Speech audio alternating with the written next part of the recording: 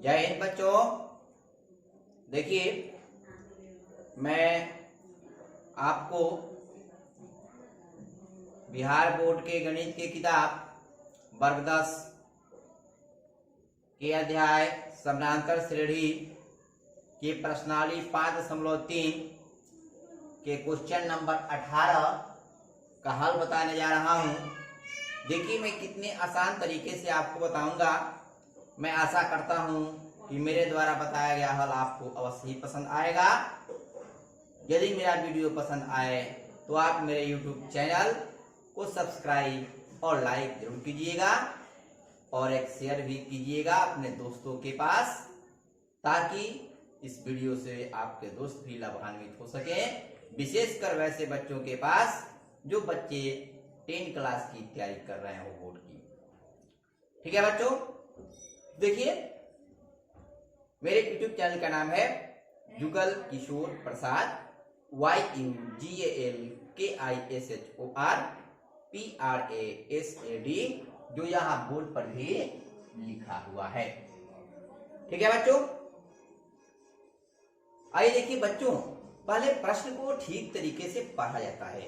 आइए प्रश्न में क्या दिया हुआ है इसके बारे में पहले पढ़ते हैं। देखिए, कह रहा है केंद्र ए से प्रारंभ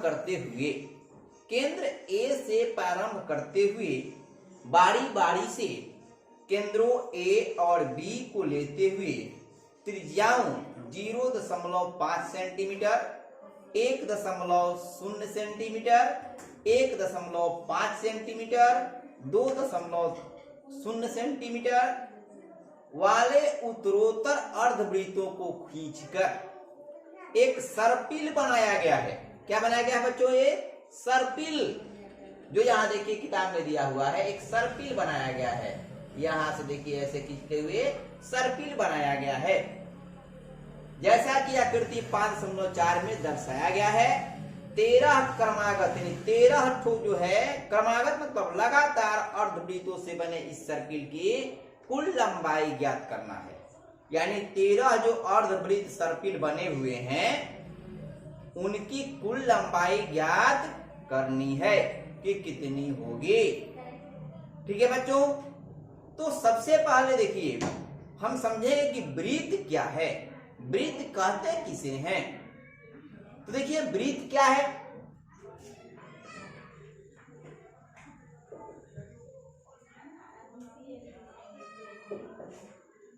यह वृत्त हुआ।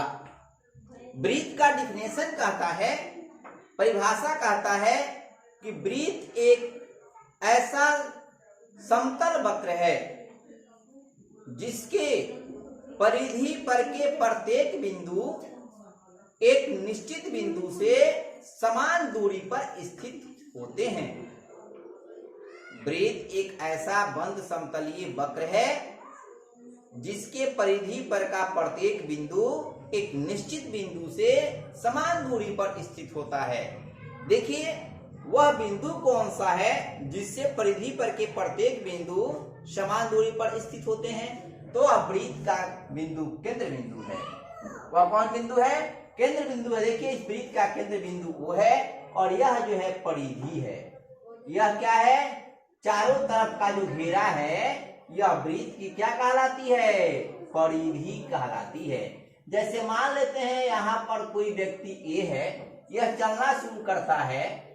ठीक है, ऐसे वह चल रहा है, ऐसे इस दिशा में चलते हुए वह 10 मीटर की दूरी तय करता है ए तक जाने में। ए तक जाने में वह कितना मीटर की दूरी तय करता है? 10 मीटर की दूरी तय करता है। तो इस वृत्त की परिधि कितनी होगी? 10 मीटर होगी। कितनी होगी बच्चों? 10 मीटर होगी। अब आइए देखिए, वृत्त की त्रिज्या किसे कहते हैं?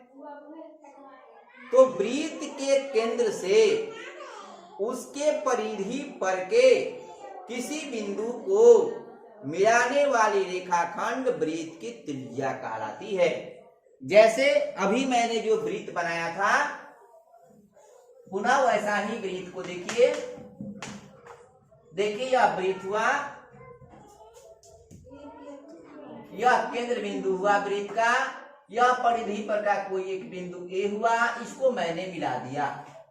ठीक है बच्चों, तो यही जो ओए है वृत्त की क्या है, त्रिज्याएं हैं। यही ओए वृत्त की त्रिज्या है जो वृत्त के केंद्र से उसके परिधि पर के बिंदु ए को क्या कर रही है, मिला रही है।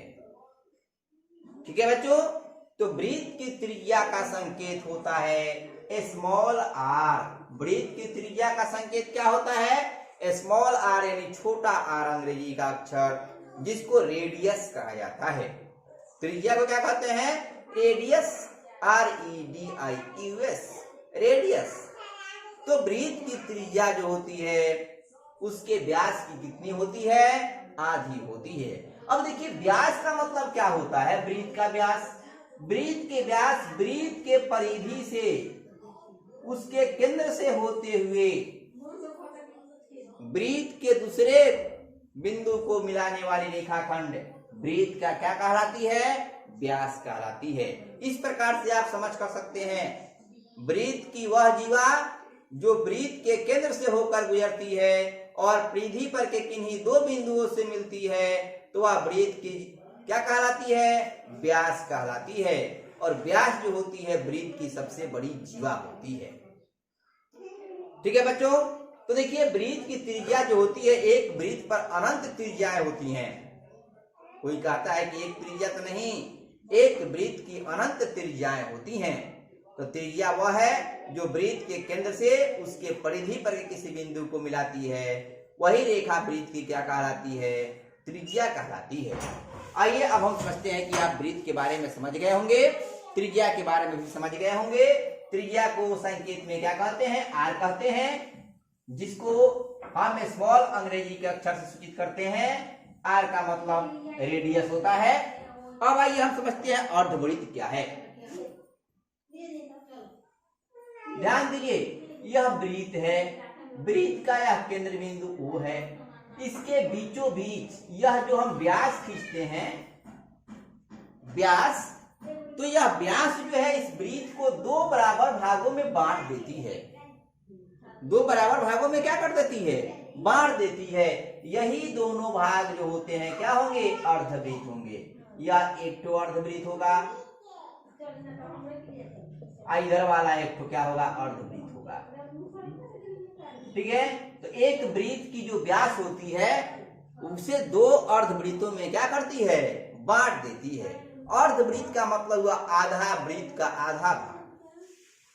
ठीक है बच्चों, तो आइए अब आगे चलते हैं हम क्वेश्चन पर।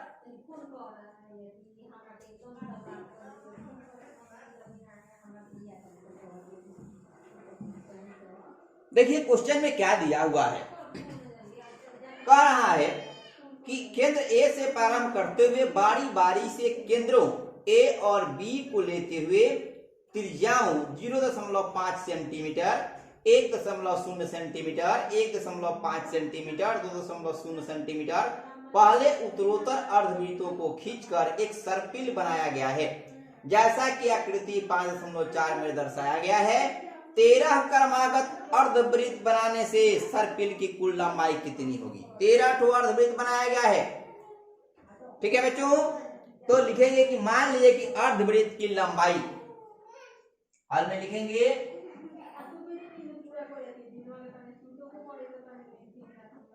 मान लीजिए कि अर्धवृत्त की लंबाई क्या है, L1, L2, L3, L4 dot dot करके लिख देंगे L13 है। क्यों, क्योंकि कितने वृत्त हैं अर्धवृत्त, 13 वृत्त हैं। तो यह लंबाई का मतलब हुआ कि अर्धवृत्त की परिधि, अर्धवृत्त की क्या हो गई, परिधि हो गई लंबाई। ठीक है, तो आइए अब आगे बढ़ते हैं। अर्धवृत्त की परिधि अब लिखेंगे L2 बराबर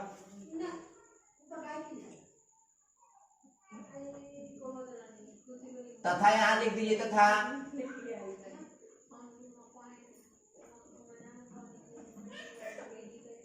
अर्धवृत्तों की त्रिज्याएं, अर्धवृत्तों की त्रिज्याएं क्या क्या है? R1, R2, R3, R4 dot dot करके लिख दीजिए R13 है। यानी अर्धवृत्त की जो त्रिज्याएं हैं, प्रथम अर्धवृत्त की त्रिज्या को R1 से सूचित करते हैं, दूसरे अर्धवृत्त की त्रिज्या को R2 से सूचित करते हैं, तीसरे अर्धवृत्त की त्रिज्या को R3 से सूचित करते हैं, चौथे अर्धवृत्त की त्रिज्या को R4 से सूचित करते हैं। इसी प्रकार हम सभी वृत्तों की त्रिज्याओं को सूचित करेंगे और लास्ट वृत्त जो है 13 वृत्त, उसके त्रिज्या को R13 से सूचित किया जाएगा। ठीक है बच्चों, अब आइए प्रथम अर्धवृत्त की लंबाई जिसका केंद्र क्या है? ए है। लिखेंगे अब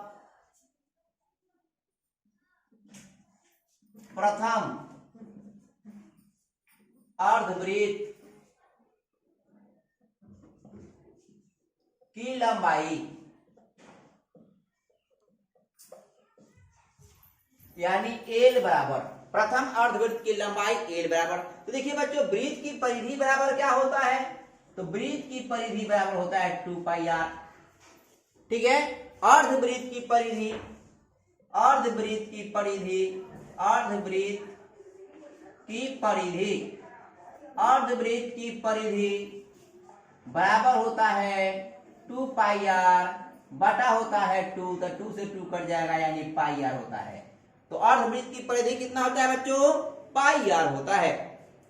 इसी फार्मूला पर हम लोग रखते जाएंगे पाई r, तो प्रथम अर्धवृत्त की लंबाई निकल जाएगी।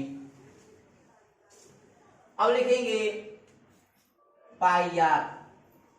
तो देखिए पाई का मान, पाई नहीं रखेंगे 22/7, पाई ही रखेंगे। R1 का मान देखिए किताब में कितना दिया हुआ है? R1 का मान दिया है आपका कितना? 0.5। क्या जाएगा? गुना R का मान 0.5 बराबर हो जाएगा 0.5 पाई। ठीक है बच्चों, अब लिखेंगे L2, दूसरे अर्धवृत्त, दूसरे अर्धवृत्त की लंबाई, दूसरे अर्धवृत्त की लंबाई यानी L2 बराबर, या L1 मान लीजिए, यह R1 हो जाएगा पाई R2। तो पाई हो गया। R2 का मान देखिए कितना दिया हुआ है क्वेश्चन में, देखिए R2 कितना है? 1.0 सेंटीमीटर है। तो 1.0 सेंटीमीटर बराबर हो जाएगा पाई। ठीक है बच्चों, पाई सेंटीमीटर। अब लिखेंगे तीसरे अर्धवृत्त, तीसरे अर्धवृत्त की लंबाई यानी L3 बराबर हो जाएगा पाई R3 बराबर हो जाएगा पाई गुने R3 का मान देखिए कितना दिया हुआ है? 1.5 सेंटीमीटर बराबर हो जाएगा 1.5 पाई cm। अब लिखेंगे चौथे अर्धवृत्त,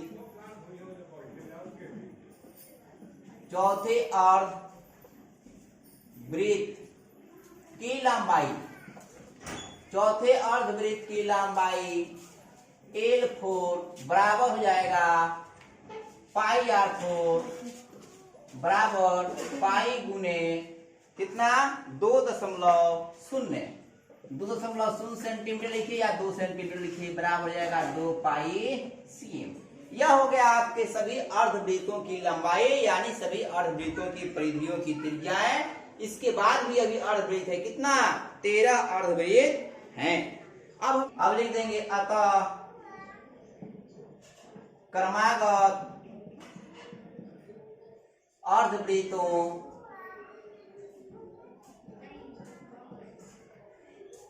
की लंबाइयां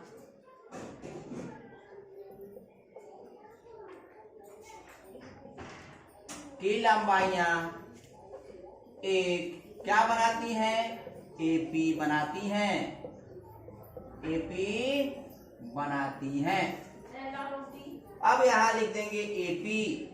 ठीक है बच्चों, एपी हो जाएगा, पहला कितना हो गया 0.5 पाई, 0.5 पाई, कोमा पाई, कोमा 1.5 पाई, कोमा 2 पाई, डॉट डॉट करके छोड़ देंगे क्योंकि कुल 13 वृत्त हैं। अब लिखेंगे यहां हो जाएगा A1 बराबर 0.5 पाई, डी निकालेंगे बच्चों, A2 बराबर हो जाएगा 1.5 पाई। एन देखिए दिया हुआ है, कितने अर्धवृत्त हैं 13 अर्धवृत्त हैं, तो एन इक्वल टू हो जाएगा 13। हमें निकालना है D equal to what, S13 equal to what, यानी 13 अर्धवृत्तों का क्या निकालना है, योग निकालना है। अब हम क्या निकालेंगे, डी निकालेंगे। डी बराबर हो जाएगा A2 माइनस A1, A2 है 1.5 पाई, माइनस हो जाएगा 0.5 पाई। आइए देखिए इसको समझिए कि 1.5 पाई में से 0.5 पाई घटाएंगे तो कितना आएगा। ध्यान दीजिए, 1.5 पाई में से 0.5 पाई घटा देंगे तो कितना आएगा,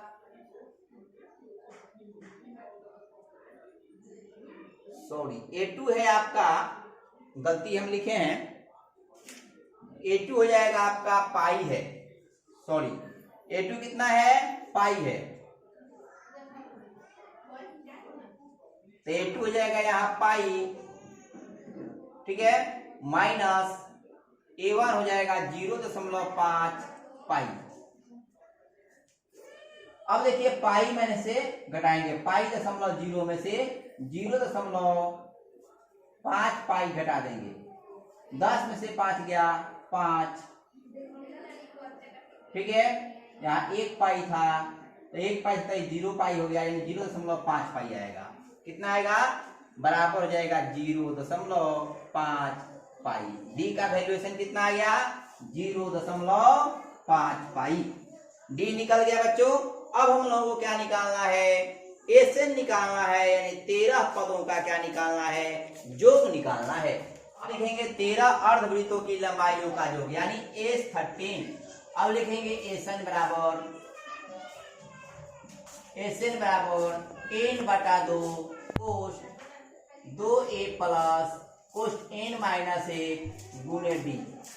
ठीक है बच्चों, देखिए बच्चों अब एसएन निकालेंगे, देखेंगे एसएन बराबर n/2 2a जोड़ n-1 गुणे डी बराबर हो जाएगा एसएन, n का मान हो जाएगा 13/2, यानी S13 निकालना है, कोष्ठ हो जाएगा 2 गुणे a का मान कितना था बच्चों, तो a का मान था 0 कितना 5 पाई, प्लस n का मान हो गया 13/1 गुणे d का मान हो गया 0.5 पाई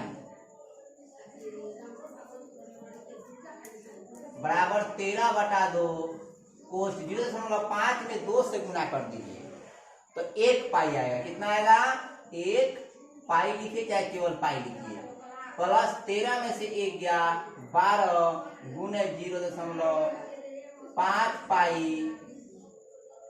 बराबर हो जाएगा 13/2 कोष्ठ हो जाएगा पाई, प्लस 12 में 0.5 से गुना करेंगे तो कितना आ जाएगा 6 पाई आ जाएगा। ठीक है, बराबर हो जाएगा 13/2 गुणे 6 7 पाई। ठीक है बच्चों, बराबर हो जाएगा 13/2 गुणे 7 गुणे पाई का मान 22/7। ठीक है, यह 7 से यह 7 कट गया, 2 से यह 22 कट गया 11 बार में, बराबर हो गया 13 गुणे 11, 11 3 33 के 3 हाथ में 3, 11 का में 11 3, 14 के 4 1 143 सेंटीमीटर। तो इसका आंसर हो जाएगा बच्चों 143 सेंटीमीटर, आंसर हो जाएगा 143 सेंटीमीटर। इस प्रकार आपका क्वेश्चन नंबर 18 बनेगा। मैं आशा करता हूं कि मेरे द्वारा बताया गया मेथड आपको अवश्य पसंद आया होगा, वीडियो पसंद आया होगा। यदि पसंद आया होगा तो मेरे YouTube चैनल को सब्सक्राइब और लाइक जरूर कीजिएगा। इसी के साथ जय हिंद बच्चों।